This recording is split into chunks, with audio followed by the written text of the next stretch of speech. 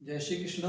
आइए भागवत ज्ञान यज्ञ परिचर्चा में हम लोग मुहुर मुहुर बार बार प्रवेश करने का सौभाग्य प्राप्त हो रहा है।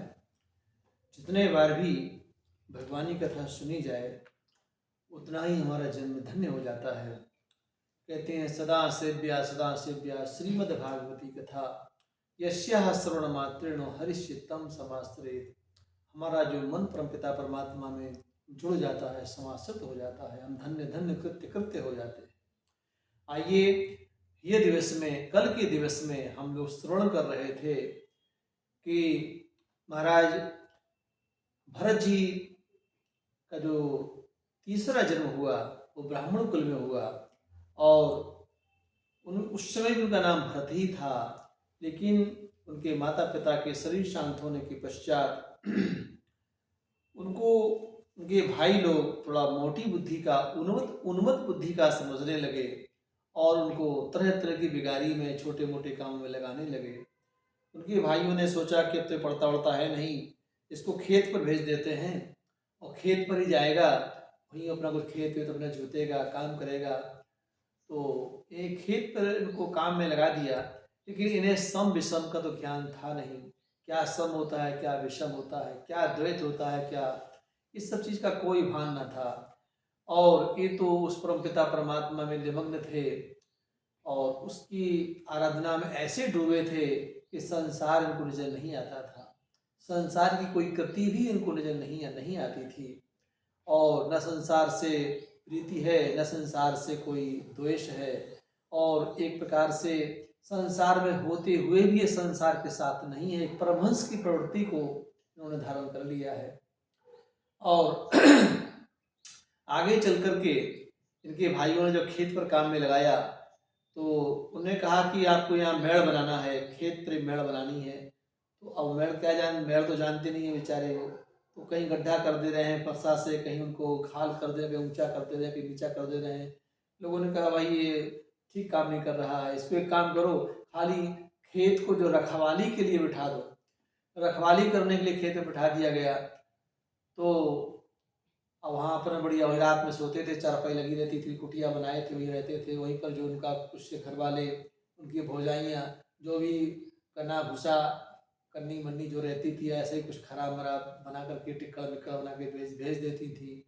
वो उसी को भगवान का प्रसाद समझ करके प्रसाद ग्रहण कर लेते थे। वो वहाँ रहते थे। अब खेत पर चिड़ियाँ जो हैं, उनका कुछ खेत में बोया हुआ था, फसल लहलहा रही थी, शायद हमको लगता है भुट्टा उट्टा का फसल रहा होगा। और उस समय चिड़ियाँ आके दाना चुगने लगी, तो चिड़ियों को नहीं भगाते थे, है ना। वो तो वहाँ पे बैठे बैठे गुनगुनाते रहते थे कि राम की चिड़िया राम का खेत, खाओरी चिड़िया घर घर भर भर पेट। ये खेत भी राम जी का है, तुम भी राम जी की हो, इसलिए प्रेम से पाओ, हमें क्या दिक्कत है, ठाकुर जी का प्रसाद है, खूब प्रेम से पाओ। तो राम की चिड़िया राम का खेत, खाओरी चिड़िया भर भर पेट, ऐसा भाव रखते थे। देखा जब घर वालों ने कि ये तो भाई ये सब घर पूरा खेत जुड़वा देगा, ये तो बहुत बेकार आदमी है, तो उनके भाइयों ने भौजाइयों ने खेत से भी निकाल दिया कि तुम जाओ बाहर घूमो घूमो, भटको, भीख मांगो, तुमको घर में नहीं रखेंगे।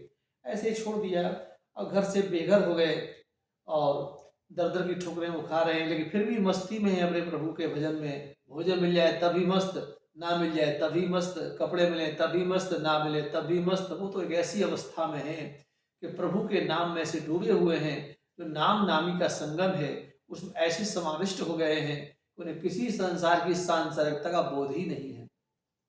उसी समय घटना घटती है मेरे भाई बहन, वो श्रवण करने योग्य है, क्योंकि भागवत में बलि प्रथा का विरोध किया गया है। क्या हुआ था कि ये ऐसे जंगल में, अरण्य में कहीं घूम रहे थे, अपना भटक रहे थे। उस समय उस क्षेत्र का एक चोरों का सरदार था। उस क्षेत्र का एक चोरों का सरदार था। उसने वो महाकाली का पुजारी था, महाकाली का भक्त था, और वो हर समय अमावस्या की रात्रि में जो है वो काली को बलि देता था और बलि देकर के वो काली को प्रसन्न करता था। ऐसा उसका मानना था कि मेरी बलि से काली प्रसन्न हो जाती है, और वो नरबलि देता था। तो नरबलि के लिए जो मनुष्य लाया जा रहा था, संयोग से वो मौका देख करके वो 9-2-11 हो गया, भाग गया। जब भाग गया तो सरदार को जब पता चला कि बलि के लिए लाया लाया हुआ जो मनुष्य था वो तो भाग गया। अब तो सरदार बिफर पड़ा, क्रोध में आ गया और अपने जितने सहयोगी थे, उसके सेवादार थे, सबको डांटने फटकारने लगा। जल्दी से जल्दी खोज के लाओ, समय बीत रहा है, आज अमावस्या की रात्रि में हमें अपनी माँ को बलि देना है। बलि का प्रबंध नहीं हुआ तो तुम लोगों की बलि दी जाएगी। अब सब घबरा गए, आनंद फानंद में सब भागे भागे यहाँ वहाँ खोज रहे हैं। अब कोई नहीं मिला, संयोग से जड़ भरत जी मिल गए जंगल में। अब जड़ भरत जी को पकड़ करके वो सब सरदार ले गए। बोले महाराज बड़ा हट्टा कट्टा है, बहुत बढ़िया, इसकी बलि लेंगी माँ, माँ और प्रसन्न हो जाएंगी। बोले हाँ हाँ बहुत बढ़िया बहुत बढ़िया, बहुत अच्छा किया आप लोगों ने। बोले बोले चेक करो सर्वांग है कि कोई अंग भंग है, क्योंकि अंग भंग की बलि नहीं लेती है माँ। अच्छा, तो पूरा अंगुली मंगुली सब चेक किया गया, कोई अंगुली बुली कटी वटी नहीं है, साफ सुथरा है, सर्वांग है। बोले तब तो ठीक है, इसको नहलाओ धुलाओ बढ़िया। उसको नहलाया धुलाया गया। सरदार के नौकर चाकरों ने, सेवादारों ने बढ़िया से नहलाया धुलाया, उनको बढ़िया सुंदर नया यज्ञोपवीत संस्कार कराया, यज्ञोपवीत पहनाया, और यज्ञोपवीत पहनाने के बाद बढ़िया सुंदर सुंदर वस्त्र पहनाए और बढ़िया सुंदर सा भोजन प्रसाद बनवाया गया, बढ़िया खिलाया पिलाया गया। इनको सुंदर सी माला पहनाई गई, माला पहनाया, चंदन लगाया गया और बलि की वेदी पर को बिठाया गया। अब इन्हें क्या पता कि मेरा श्रृंगार क्यों हो रहा है, मुझे मेरा स्नान क्यों हो रहा है, मुझे कपड़े लत्ते क्यों पहनाए जा रहे हैं, मुझे बढ़िया बढ़िया क्यों खिलाया पिलाया जा रहा है, बढ़िया माला क्यों पहनाई जा रही, कोई पता नहीं, कोई जानकारी नहीं। ये तो मस्ती प्रभु के चिंतन में है, डूबे हुए हैं। इन्हें कोई बोध नहीं है, कोई भान नहीं कि आने वाले क्षण में अब क्या होने वाला है, इसलिए चिंता नहीं है। यदि किसी को ये पता चल जाए पहले से कि आने वाले क्षण में मेरा गला कटने वाला है तो उसको चिंता होगी, लेकिन इन्हें तो कोई चिंता है ही नहीं, क्योंकि इन्होंने तो अपना सब कुछ ठाकुर जी को सौंप दिया। अब सौंप दिया इस जीवन का सब भार तुम्हारे हाथों में है प्रभु, मैंने अब आपको सबको सौंप दिया तो मैं अपनी चिंता क्यों करूं। जो जिसको मैंने सौंप दिया है, चिंता करने का अधिकार उसका है। अनन्यास चिंतयन्तो माम ये जनाः पर्युपासते तेषां नित्य अभियुक्ता नाम योगक्षेमं वहाम्यहम्। जब अनन्य भाव से जीव परमपिता परमात्मा को समर्पित हो जाता है तो भगवान का दायित्व कर्तव्य बन जाता है कि मैं अपने भक्त की योगक्षेम की रक्षा करूंगा।